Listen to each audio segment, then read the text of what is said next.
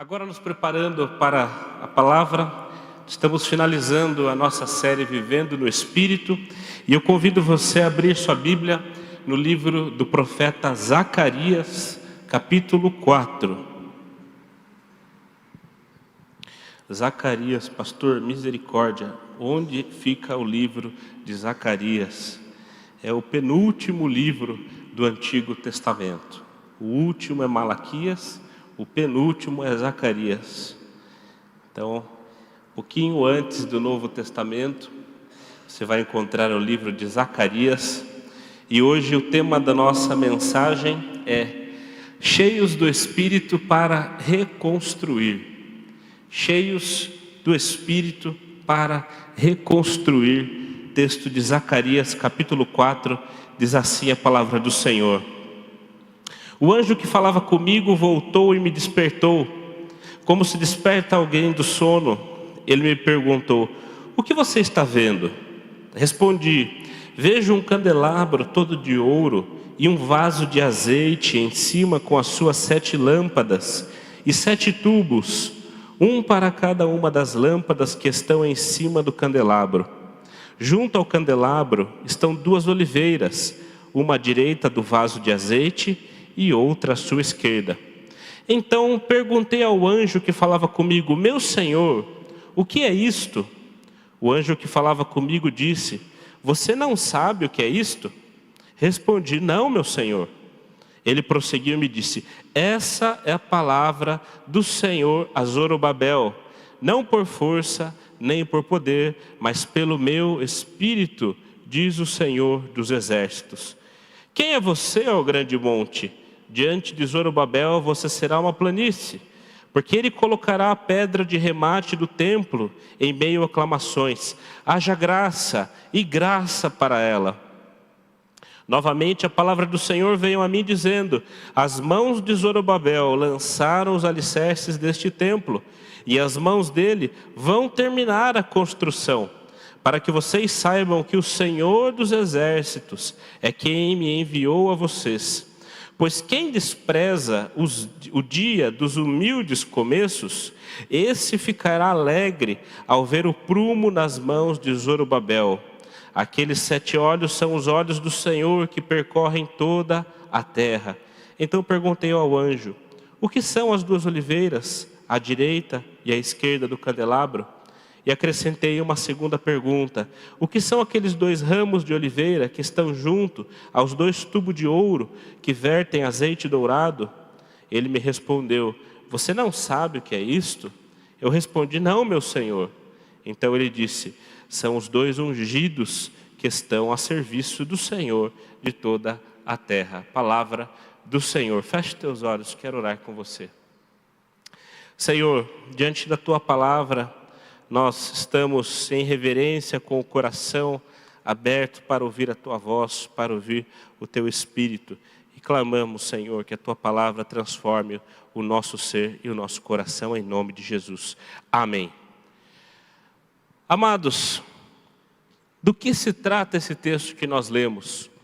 Nós temos aqui uma profecia, uma visão difícil de entender, difícil de imaginar. Nomes complicados: Zorobabel, reconstruir, humildes começos. O que se trata essa história? Preciso te contar rapidamente um pouco deste contexto em que se passa o profeta Zacarias. O povo de Judá foi levado cativo para a Babilônia, isso aproximadamente no século V a.C. E depois de alguns anos exilados na Babilônia, o povo volta para a sua terra e volta para reconstruir a sua terra. Quando a Babilônia invade Jerusalém, ela destrói Jerusalém. Ela destrói os muros de Jerusalém e destrói o templo de Jerusalém. A cidade fica devastada, a elite de Judá é levada cativa para a Babilônia. Nós vemos isso lá no livro do profeta Daniel, em que diz que o rei Nabucodonosor pega jovens inteligentes, os sábios, pega jovens formosos. Então a elite do povo de Judá é levada para Jerusalém, E muitas pessoas, aliás, que ficam ainda em Jerusalém com a invasão se dispersam e se espalham pelo mundo. Pois bem, depois de alguns anos de exílio, a Babilônia é conquistada pela Pérsia e o rei Ciro, que conquista a Babilônia, permite que o povo de Judá volte à sua terra para reconstruir a sua terra. Então nós estamos nesse contexto, no contexto que o povo, depois de passar muitos anos no exílio, volta para a sua terra para reconstruir a sua cidade. E nós temos alguns protagonistas dessa história. Nós temos o sacerdote Esdras como um dos protagonistas. Nós temos o líder Neemias como um dos protagonistas. Esdras vai ser o sacerdote que vai comandar a reconstrução do templo. Neemias é o líder que vai comandar a reconstrução dos muros da cidade. E nós temos, além dessas duas pessoas, temos um outro personagem que aparece aqui nesse texto, que se chama Zorobabel. Zorobabel é o governante desse período. Zorobabel é da descendência de Davi. Se Jerusalém não fosse conquistada, se a história continuasse, em algum momento Zorobabel seria o rei de Judá. Mas como Jerusalém e Judá nessa época não é mais um reino livre, faz parte, é um vassalo da Pérsia, ele não é um rei, ele é um governante, mas pertence à linhagem de Davi. Pois bem, quando o povo chega para reconstruir a cidade, houve um momento de desilusão, houve um momento de insegurança, houve um momento de baixa expectativa. Por quê? Porque as pessoas pensaram que a reconstrução da cidade e do templo seria algo glorioso, seria algo imenso, seria algo grandioso. A expectativa era que Deus devolvesse a glória dos dias áureos de Jerusalém. A cidade deveria ser novamente grande, bela, maravilhosa, o templo deveria ser suntuoso. Mas o que acontece? O recomeço, a reconstrução não passa de algo muito sutil e muito humilde.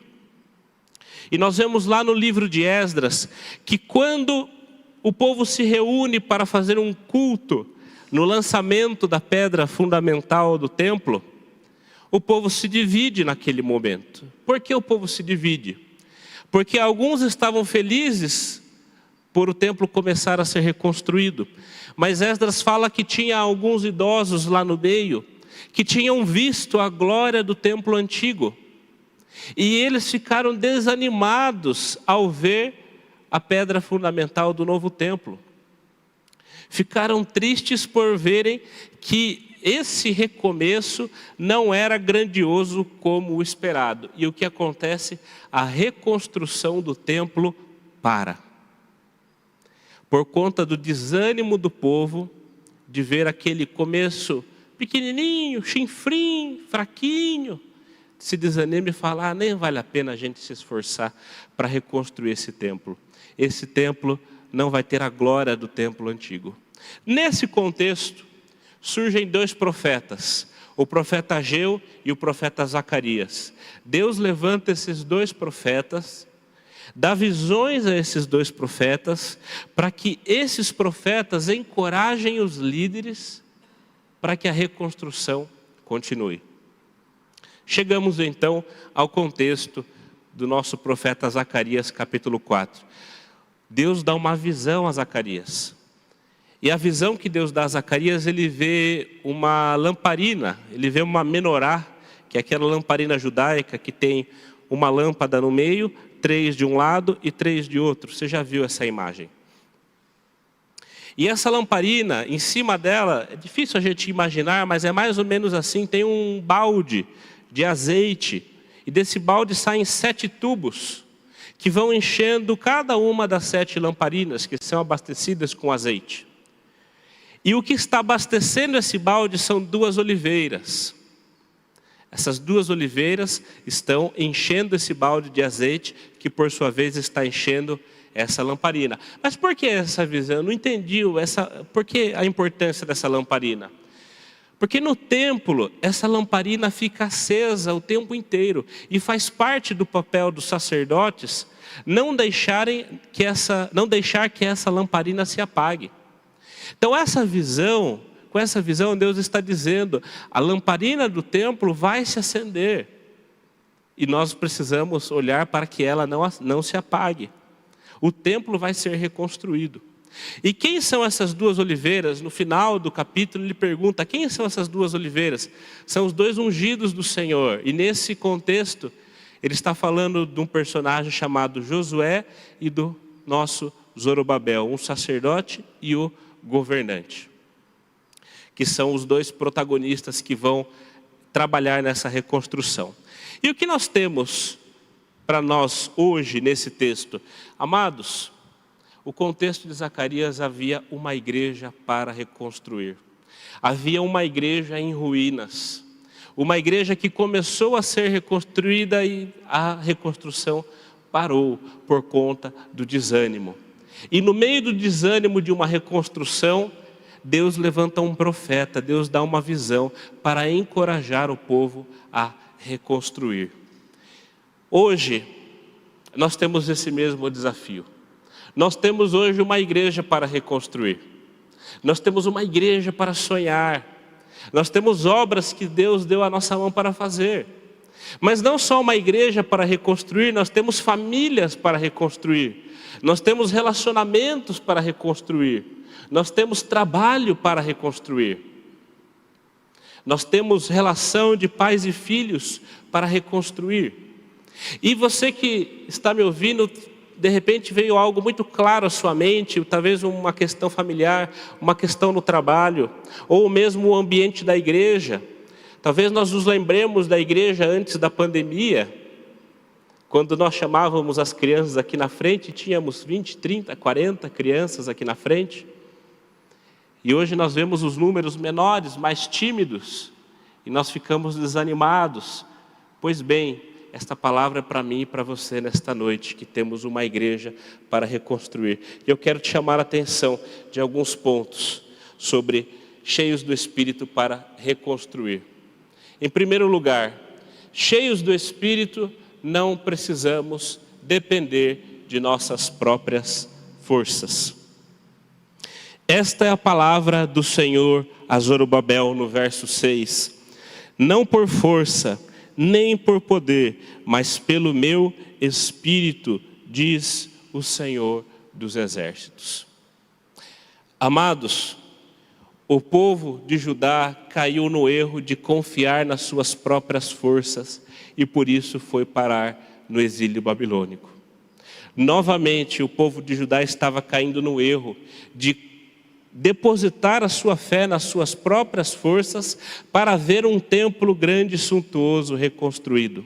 E a palavra do Senhor para esse povo é: não é por força, não é por poder, não é por violência, não é pelas suas próprias ferramentas, não é pela sua capacidade, não é por recursos financeiros, mas é pelo poder do meu Espírito que a reconstrução vai acontecer. E no que nós depositamos a nossa fé? Nós depositamos a nossa fé em muitas coisas, amados. Nós depositamos a nossa fé na nossa própria capacidade intelectual. Nós achamos que podemos fazer muitas coisas porque nós temos o conhecimento, porque nós somos os eruditos em determinados assuntos, porque nós estudamos, porque nós temos pós-graduação, porque nós conhecemos e depositamos a nossa confiança no nosso próprio entendimento. O livro de Provérbios é muito claro: confie no Senhor e não no seu próprio entendimento. Aquele que se apoia no próprio entendimento vai cair do cavalo. E a gente precisa sempre relembrar disso, porque nós temos essa tendência de querermos nos apoiar no nosso próprio entendimento. O que mais que a gente se apoia? Em recursos financeiros. A gente coloca a nossa esperança no nosso dinheiro e nos bens materiais para fazermos certas coisas. Tive uma conhecida cuja família não pertencia à igreja, mas era muito abastada. Começou a vir na igreja, começou a se encantar pela igreja. Só que morava um pouquinho longe aqui desta igreja. E o pai não estava gostando dela frequentar a igreja. Ele disse o seguinte para ela: se você quer uma igreja, eu compro uma igreja para você aqui perto de casa, mas eu não quero que você continue indo naquela igreja. Muitas vezes nós depositamos a nossa confiança no nosso poder de compra e caímos do cavalo. Recentemente soube que essa família perdeu tudo o que tinha, todos os bens materiais que tinha. Bom, o que mais que nós depositamos a nossa esperança e a nossa confiança? Poder, status. O povo de Judá colocou a confiança dele em poder, colocou a confiança dele em alianças que não eram confiáveis. Por que estou dizendo isso? Porque Judá acreditava que a sua aliança com o Egito e o poder do exército egípcio ia ajudar Judá contra a batalha dos babilônicos. Judá colocou sua esperança também nos cavalos, nos exércitos egípcios. E no final o Egito subiu e deu uma meia volta, e Judá ficou sozinho na batalha e foi parar no exílio. Às vezes nós colocamos a nossa esperança em alianças, em amizades, em parcerias, em sociedades, em poderes neste mundo. E quando menos esperamos, caímos do cavalo. Eu tenho certeza que nada do que eu estou dizendo para você é novo. Você já deve ter ouvido isso muitas vezes. Mas ao revisitar a Escritura, eu percebo que Deus o tempo inteiro está encorajando o seu povo, dizendo que é pelo poder do Espírito dele. Muitos profetas que se levantaram falavam: Senhor, eu sou o menor da minha família, eu sou o mais pobre da minha família, como que eu vou profetizar? Eu não passo de um agricultor, não sou profeta. E Deus precisa encorajar. Senhor, a minha fala não é fluente, Moisés, tem uma língua presa. Como eu vou falar para o faraó? E Deus precisa encorajar. Senhor, eu sou menino, eu sou uma criança, sou imaturo ainda. Como eu vou fazer essa missão que o Senhor tem para mim? E Deus precisa encorajar. Às vezes, nós sabemos, muitas vezes, nós sabemos no nosso cognitivo que precisamos depender do Espírito do Senhor. Mas na prática, nós queremos depositar nossas forças em coisas palpáveis. Nós não enxergamos o Espírito. É difícil colocar fé naquilo que a gente não enxerga. Mas é um encorajamento para nós nessa noite. Não é por poder, não é por dinheiro, não é por parcerias, não é por alianças, mas é pelo poder do Espírito de Deus. Nós podemos reconstruir pelo poder do Espírito de Deus. Em segundo lugar, cheios do Espírito, vencemos quaisquer obstáculos. Cheios do Espírito, nós vencemos qualquer obstáculo. Verso 7 diz: quem é você, ó grande monte? Diante de Zorobabel você será uma planície, porque ele colocará a pedra de remate no templo, em meio a aclamações. Haja graça e graça para ela.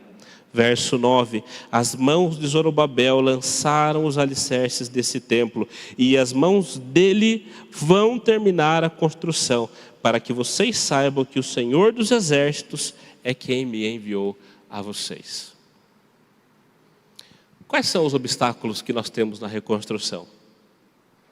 Quais montanhas que nós temos que atravessar? Quais são os nossos desafios? Aqui o anjo está dizendo para o profeta que pelo poder do Espírito, para fazer a obra que Deus deu a cada um de nós, os montes à nossa frente se transformam em planícies. Porque não há monte que fique de pé diante do poder do Espírito de Deus agindo sobre os seus. Deus deu uma obra para Zorobabel fazer, reconstruir o templo. Houve percalços no caminho, houve desânimo, o povo se dividiu. A construção parou. E a palavra de encorajamento é: as suas mãos começaram e as suas mãos vão terminar essa construção. O que você começou a fazer e parou pelas dificuldades? Estamos chegando no final do ano, já estamos na segunda metade de novembro. Vai chegar o dia 31 de dezembro e vai ter aquela retrospectiva da Rede Globo, né? A gente vai olhar desde o começo do ano até hoje o que nós fizemos e deixamos de fazer. E aí a gente vai chegar no ano que vem e vai pensar: quais metas eu tive para 2023 e eu não cumpri? O que eu queria fazer? O que eu comecei a fazer, mas eu não terminei? Quais os desafios que estão diante de nós? Zorobabel estava lidando com um desafio que também é um desafio presente. O desânimo do povo, o cansaço do povo, a angústia do povo em ver que as expectativas deles foram frustradas. E deixa eu te dizer uma coisa, amados. Hoje, quando nós falamos de reconstruir uma igreja, nós temos que lidar com muitos desânimos. Nós temos que lidar com muitas expectativas frustradas. Nós temos que lidar com muitas coisas que, infelizmente, saem do nosso planejamento. Infelizmente, acontece de uma forma que ninguém queria que acontecesse. O desânimo ainda hoje é uma realidade para nós.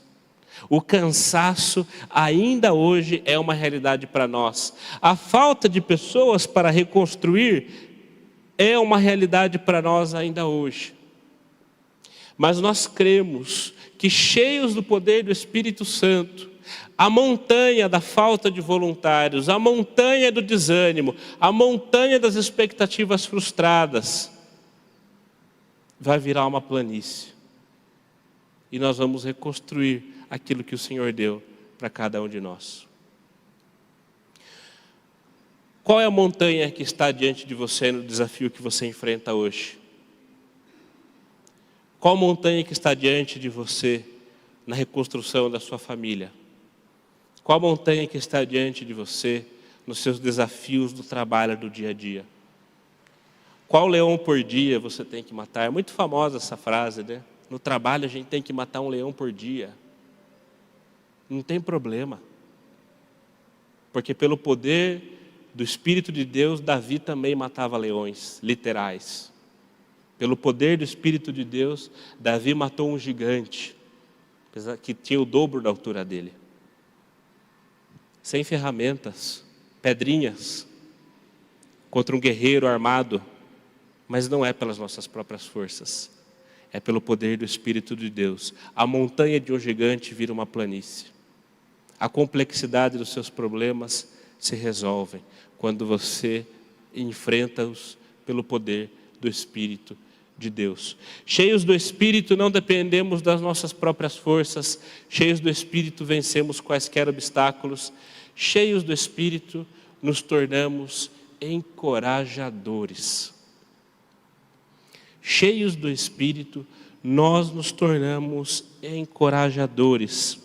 Verso 10: pois quem despreza o dia dos humildes começos, esse ficará alegre ao ver o prumo nas mãos de Zorobabel. Lembra o que eu disse para você? A reconstrução parou pelo desânimo do povo. Alguns olhavam o templo, a pedra fundamental do templo, e se alegraram. Outros que tinham na memória o templo antigo olharam e falavam: é isso?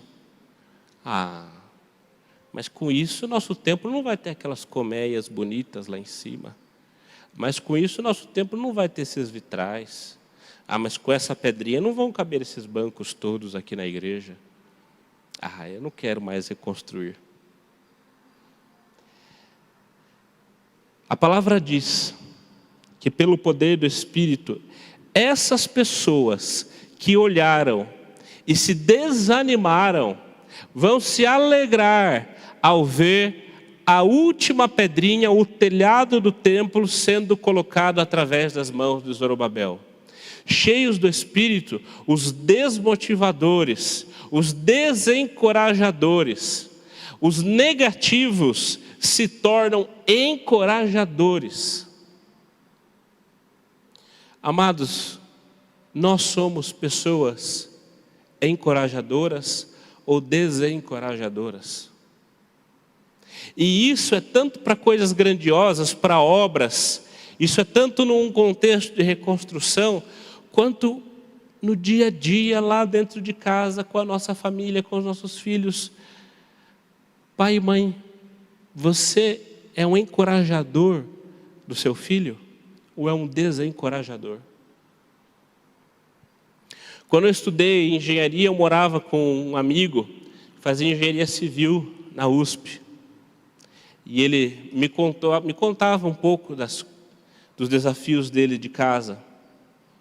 E ele disse que o pai dele nunca acreditou que ele fosse capaz de passar na USP. E falava para ele o seguinte: você não deveria nem perder tempo e dinheiro prestando vestibular, você não vai passar. O pai falando para o filho. E quando ele passou em engenharia civil na USP, ele ligou para o pai e falou: pai, eu passei. O pai ficou um pouco quieto e perguntou: em que lugar você passou? Ah, não sei, 30º, alguma coisa. Poderia ter ficado entre os 5 melhores, né? Tá bom. E não falou mais nada. No nosso casamento, nós somos encorajadores ou desencorajadores? Marido, quando você escuta as ideias mirabolantes da sua esposa, você é um encorajador ou você é um desencorajador? Vou dar um exemplo simples e bobinho, mas que tem tudo a ver com isso que a gente está vivendo e está falando. Ontem eu fui tomar um sorvete com a minha esposa.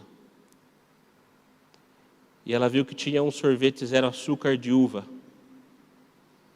E ela falou: vou provar esse sorvete 0 açúcar de uva. E ela está controlando a glicemia e tal, é bom 0 açúcar. E eu provei o sorvete e falei: nossa, que sorvete horroroso, credo. E ela com a casquinha na mão com o sorvete, até murchou o semblante dela. Eu pedi perdão para ela depois, tá, amados? Nossa, Lucas, mas que exemplo bobo. Nas pequenas coisas do nosso dia a dia, nós podemos ser encorajadores ou desencorajadores. Eu podia encorajá-la, falava assim: olha, não vou dizer que é bom igual com açúcar, mas sendo 0 açúcar, nossa, muito bom, dá mais um pouquinho. E encorajar a decisão dela de pegar um sorvete 0 açúcar. Mas a gente é cabeça dura às vezes, né? Nossa, que horroroso. Nossa, que feio. Nossa, você gastou dinheiro nisso? Nossa, mas você queria tanto negócio desse? E desencoraja. Nossa, mas estudou tanto para isso? Nossa, mas se esforçou tanto para isso? Enfim, qual é a sua decisão hoje? Continuar sendo uma pessoa que desmotiva os outros ou se transformar numa pessoa que motiva os outros? Lucas, o que isso tem a ver com o Espírito Santo? Tem tudo a ver com o Espírito Santo. Sabe por quê? Porque tem um personagem no Novo Testamento que o nome dele era José. Mas você conhece esse personagem pelo apelido dele, que é Barnabé. Barnabé é um apelido, não é um nome. E sabe o que significa Barnabé? Eu não vou me prolongar aqui. Barnabé significa filho do encorajamento. E literalmente, filho do Espírito Santo. Só é filho do encorajamento aquele que é filho do Espírito Santo. Só é encorajador aquele que é cheio do Espírito Santo. Amados, numa tarefa de reconstrução, o encorajamento é absolutamente fundamental para que a obra continue. Os desencorajamentos são diversos. Os desmotivadores vêm aos montes. Mas cheios do Espírito, eu e você podemos ser pessoas que olha o irmão desmotivado, pega pelo braço e fala: tenha ânimo, Deus é contigo, continue, está muito bom, está melhorando, vá em frente, siga, quer fazer? Faça, eu estou com você, eu te ajudo. Está pensando nisso? Vamos. Agora tem gente que tudo é não. Estou pensando em fazer um curso. Não. Isso aí, dor de cabeça. Estou pensando em fazer uma viagem. Para quê? Gastar dinheiro? Estou pensando em pintar. Para que bagunça? Não sei o quê. Tudo não, é tudo negativo, é tudo ruim, tudo não serve, tudo não presta. Misericórdia. Vamos nos transformar em pessoas que coloquem os outros para cima. Filhos do encorajamento, Barnabés, filhos do Espírito Santo. Se você foi um daqueles que olhou a reconstrução e falou: isso aí não vai dar em nada, deixa eu até ir embora. Pelo poder do Espírito, Deus está dizendo: você vai olhar e você vai se alegrar com o que você vai ver. Porque você que uma vez foi filho do desencorajamento, pelo poder do Espírito Santo, você agora vai ser um filho do encorajamento. E nós sabemos pela história que o segundo templo foi maior e mais glorioso do que o primeiro templo. Lucas, como pode isso? Pelo poder do Espírito Santo. Uma obra que parou por desânimo, por ser humilde, pequenininha, chinfrim, sem graça, no final se transformou num segundo templo maior, mais bonito e mais glorioso do que o primeiro templo. Por quê? Porque o poder do Espírito Santo estava na reconstrução, vencendo todos os obstáculos e encorajando aqueles que tinham se desanimado. Para encerrar, para a minha vida e para a sua vida, desista de lutar com as suas próprias forças. Desista de lutar com as suas próprias ferramentas. Pare de se apoiar no seu entendimento. Pare de se apoiar na sua capacidade. Pare de depositar o seu tesouro nos bens desse mundo, onde a traça e a ferrugem corroem, que Jesus falou. Mas olhe para cima, olhe para o céu. Se encha do poder do Espírito Santo. Busque o Espírito Santo para completar a obra que Ele tem para cada um de nós. Em segundo lugar, olhe para Jesus e siga em frente. Olhe para Jesus e vença os obstáculos. Às vezes a gente é bom em dar o primeiro passo de fé, como Pedro deu quando andou sobre as águas. Jesus estava andando sobre as águas, os discípulos na tempestade. Pedro falou: Senhor, se é o Senhor mesmo, me chame que eu vou. E Jesus falou: venha. E Pedro deu o primeiro passo. Gente, imagina Pedro contando isso para os seus amigos: eu andei no mar, a água estava fofinha, mas eu não afundei. A gente às vezes dá o primeiro passo, só que o que acontece? A gente esquece de continuar olhando para Jesus. A gente desvia o foco e olha o tamanho da onda. E a gente afunda. A gente dá o primeiro passo, mas às vezes em vez de olhar para Jesus, a gente olha o tamanho do monte. E a gente desiste. Esquece que o monte se transforma em planície. A gente esquece que não importa o tamanho da onda, eu estou andando nas águas. O que a onda vai me fazer de mal se eu estou andando em cima das águas? E a gente, em vez de olhar para Jesus, olha para o tamanho dos muros, olha o tamanho dos montes, olha o tamanho da onda, das dificuldades. Então, olhe para Jesus e siga firme na reconstrução. E por último, seja um encorajador. Encoraje os reconstrutores ao seu redor.